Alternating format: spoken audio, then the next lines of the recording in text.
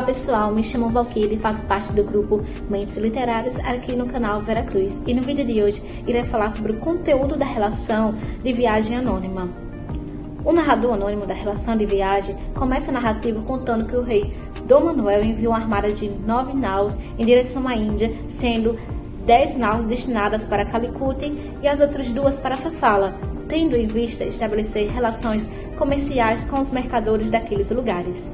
Assim, em um domingo, 8 de março de 1500, prestes a sair de Portugal, o rei Dom Manuel entrega pessoalmente ao capitão-mor Pedro Álvares de Cabral o estandarte real para a identificação da armada.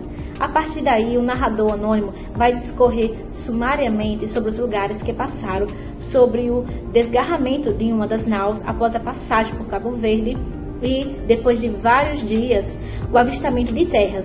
Trata-se da terra desconhecida, a qual o capitão-mor, Pedro Álvares de Cabral, daria o nome de Terra de Veracruz. O itinerário informado coincide com o referido na Carta de Caminha, mas, diferentemente deste último, que dá como a data do achamento o dia 22 de abril, o narrador anônimo informa que o acontecimento se dado no dia 24 de abril de 1500, em uma quarta-feira.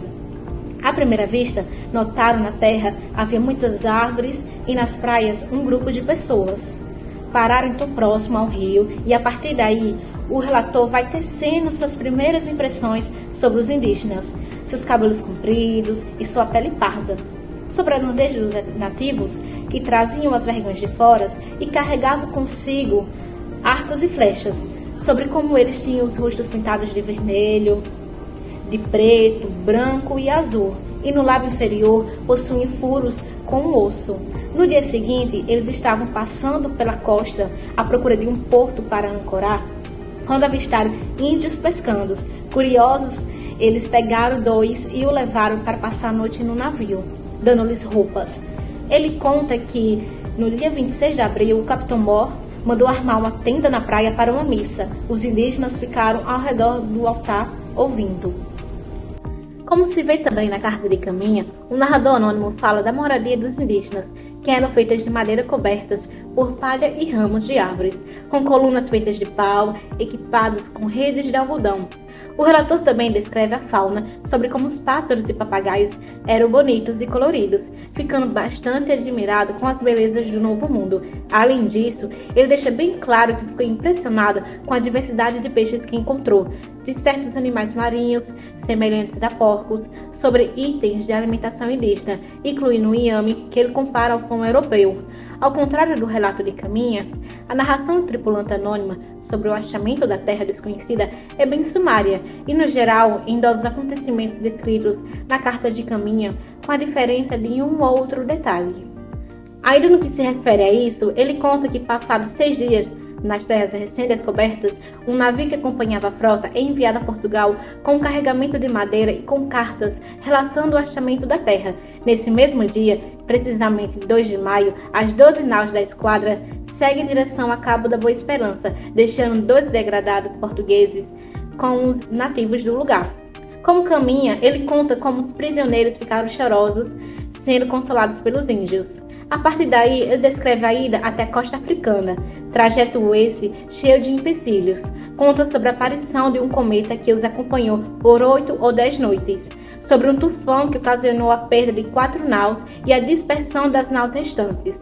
Depois disso, ele conta como finalmente chegou a Safala, terra muito rica em ouro, e sobre o encontro com embarcações mouras, carregadas de ouro em direção a Mielinde, bem como do incidente envolvendo os tripulantes dessas embarcações, que após verem a frota de Cabral, tentam fugir atirando-se ao mar. Ele conta ainda como, ao saber que o comandante era primo do rei de Mielinde, um aliado dos portugueses, Cabral manda-lhes devolver as embarcações capturadas e recolhe informações sobre Safala. Ao longo do percurso, o narrador vai datando os fatos, informando as milhas percorridas, a velocidade do vento e outros dados relacionados às condições da navegação. Dando continuidade, o narrador conta sobre a chegada de apenas 6 naus em Quiloa, ainda na costa africana, e sobre os acontecimentos e transações comerciais lá ocorridos, sobre a passagem por diversas ilhas habitadas por mouros na costa do continente africano, que ele denomina Costa da Arábia. Segue-se a narração da chegada a Melinde e das transações comerciais lá havidas. Por fim, é narrada a chegada à Índia, em setembro de 1500, e a tensa negociação com o rei de Calicut, que após vários dias de conversação, cede aos portugueses uma habitação para o estabelecimento de um posto comercial. Por fim, o narrador conta um incidente envolvendo mouros, hostis à permanência dos viajantes portugueses no lugar, ocorrido em 16 de dezembro. Como, com a permissão do rei de Calicut, inicia-se o ataque da tripulação moura ao entreposto português, do qual resulta a morte de diversos oficiais portugueses, dentre esses o feitor Aires Correia e Pero Vaz de Caminha. Por fim, a narrativa de diversos outros incidentes é narrado o retorno dos sobreviventes da expedição a Lisboa, no final do mês de junho. Toda a narrativa sobre a passagem da frota portuguesa pela costa oriental é narrada com riqueza de detalhes sobre a aparência do povo, de suas vestimentas, de suas habitações, costumes alimentares, etc.